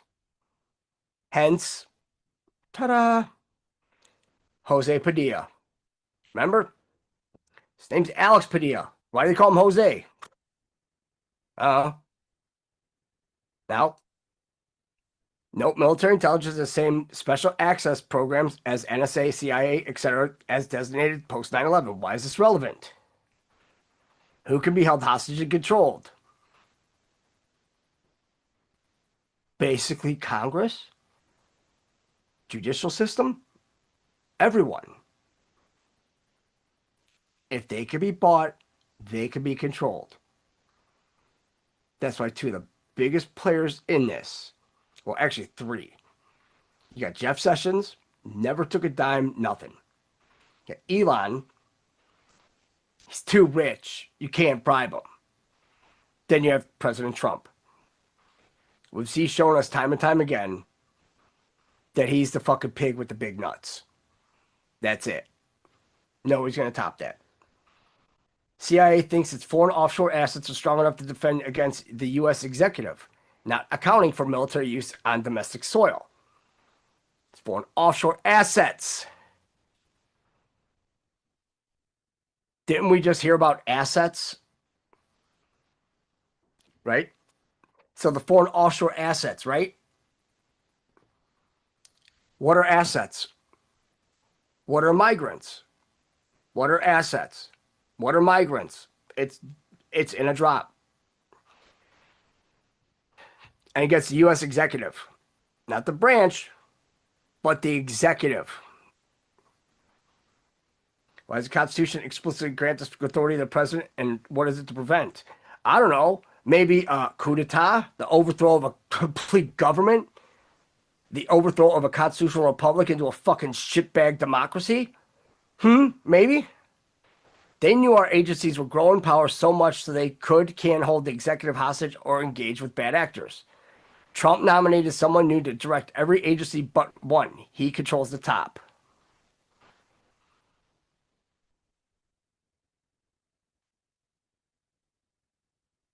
Who is it? Who controls the top now? That's the question we have to do.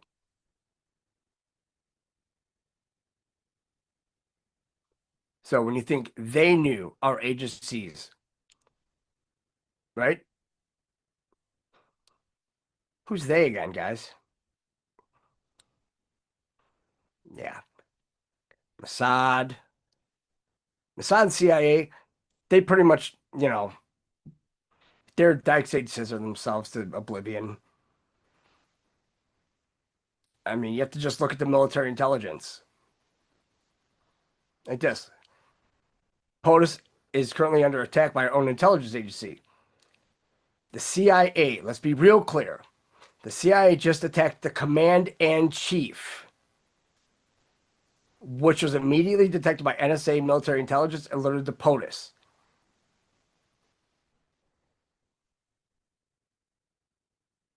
So, who is the command-in-chief?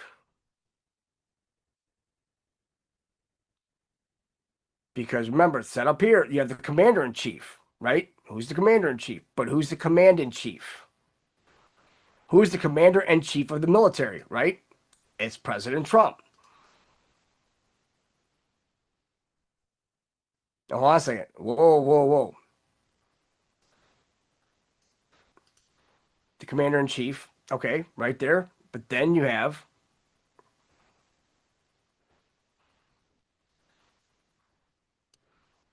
where's the command-in-chief?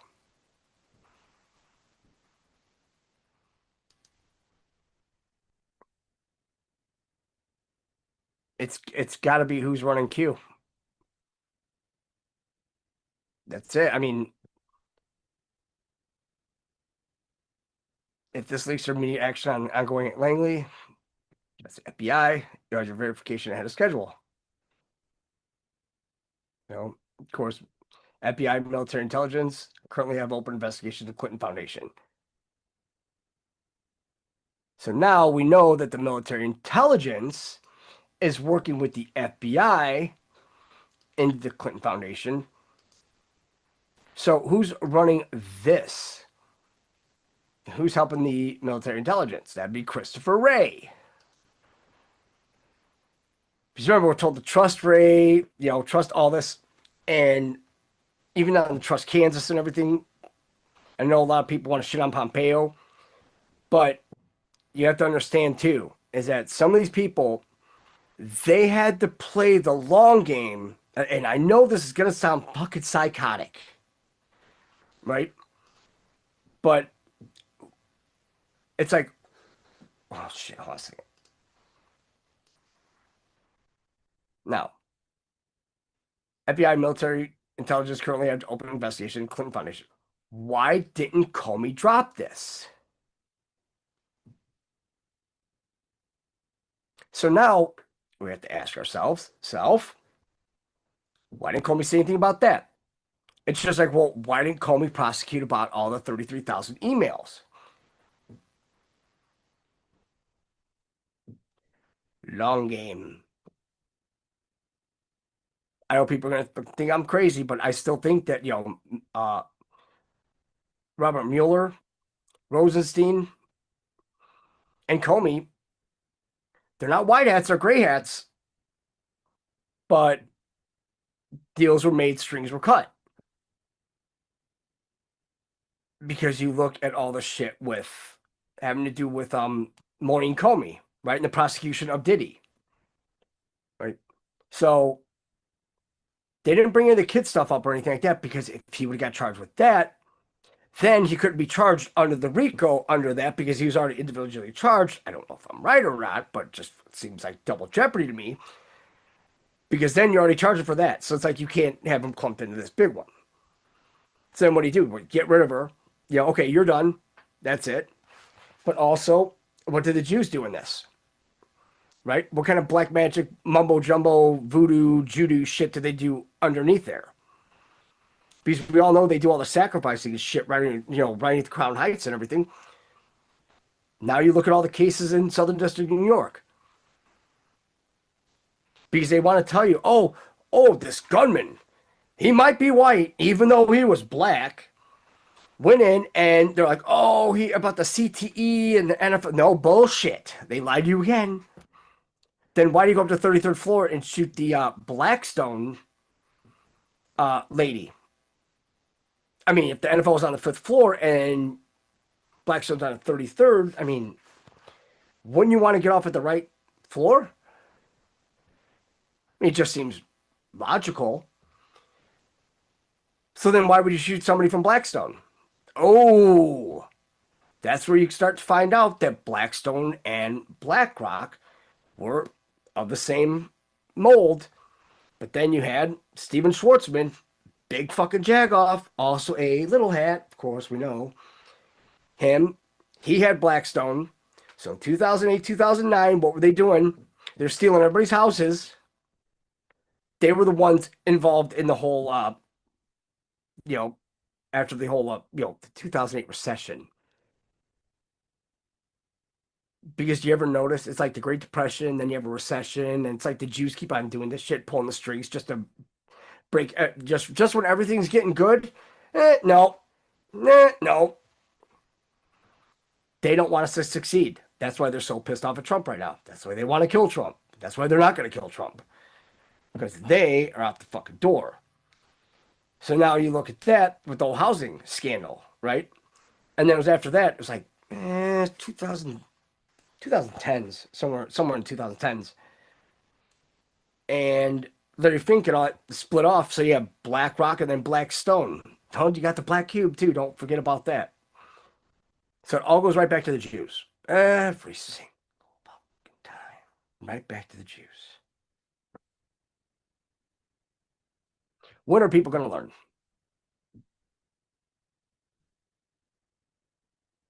I mean, people say, oh, you can't say that because you have to say Zionists because not all Jews. I don't give a fuck. In the documents that say, oh, there's fucking, 1,090 cities and all this shit that Zionists were kicked out of. No, it says them. They were kicked out of there. Just complete shitbags. That's all they are. That's it. They said he went to the wrong floor. It's always the wrong floor. Hey, again, can I go to 5? Yeah. Yeah. Cool. Oh, hey, man. Sorry. I'll take the stairs. Fuck it. Get off on 33. It's like, fucking white people, can't trust them. So then you just walk in and start just blasting this bitch. But then he shoots himself, and they're like, oh, no, it's because of CTE and football. Get the fuck out of here. So stupid. It's fucking moronic. And then they're calling him white. Yeah, okay. It's great. It's going to be a roundup. That's what it's going to be. One big-ass arrest. Make arrest great again. Woo! It's going to be good. So, all right, we will see you guys again on Sunday. Like I said, we're going to be back into the swing of things. Thank God. And, we'll be balls deep in August. Not balls deep, but, it's what? August 3rd? Yeah. Yeah, and then Monday's fucking shit. Ooh. Would it be great if they arrested Obama on his birthday? That is on a Monday. Remember, they got Hillary. They could get. So what if that second person could be Obama? Who knows? But it's going to be good. That's all we can say. It's going to be beyond good. It's going to be epic. Because the first arrest will set the tone, right? If you could arrest an ex-president, you could arrest a fucking tooth fairy at that point. Everything's on the table. You arrest somebody for treason, and you got him. That means that everybody below him is guilty of treason too, because if they all knew he was illegitimate, how are they not? They're guilty of sedition. Can't say, oh, they're going to go to jail. Hold up. Then you have to go to the Constitution and notice that, oh, there's 2 crimes in here that says they're punishable by death. Treason and sedition. So it says maybe the ST, what is it? Let's see, 1 second.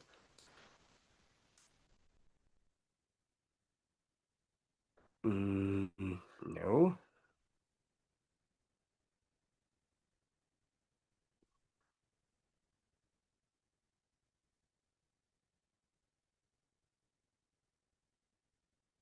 No, shit.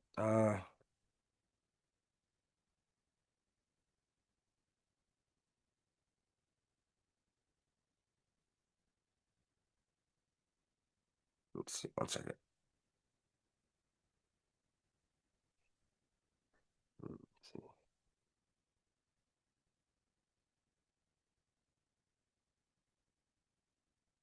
Oh my God, no. You guys.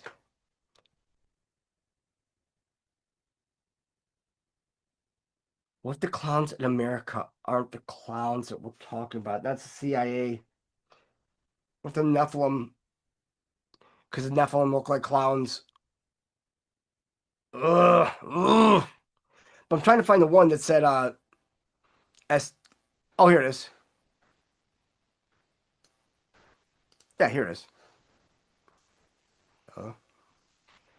144, November 12th. Patriots don't sleep. 40,000 foot versus necessary to understand USA global events. Paint the picture. Decrease the altitude. Will not fly that high again. Higher the altitude, greater the risk of conspiracy ST. Many will not swallow, right? You guys. You know what's funny about this? Higher the altitude, greater the risk of conspiracy ST. What's ST? Sedition and treason. Many cannot, will not swallow. Why? What's the punishment for sedition and treason? You get hung. They don't hang you by your feet, do they? No, no, no. They hang you by your neck. So if they hang you by your neck, you can't and won't swallow. God. It's all in how you read it. You can read it differently and everything, and it's just like, what the fuck? But they told us, hey, everything's in here. You know. If you have a question, refer back to the manual. I mean, seriously, the Q drops are a complete manual for all this. It's beautiful. It's so great. So yeah, then we will see you guys again on Sunday at 11 a.m.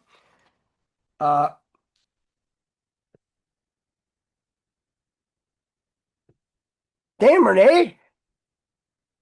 Shit, girl.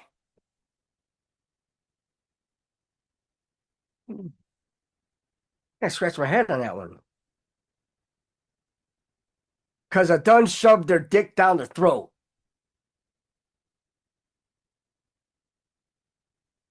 We need that on a shirt.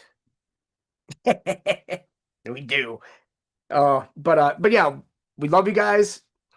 You know, please stay safe. We will see you guys again in the next installment in the hot month. Starts tomorrow. Signatures are important. Wonder if there's going to be a declaration this month. Could be. But, all right, guys. Hate to love you and leave you, but we have got to get out of here. So we'll see you guys again on Sunday.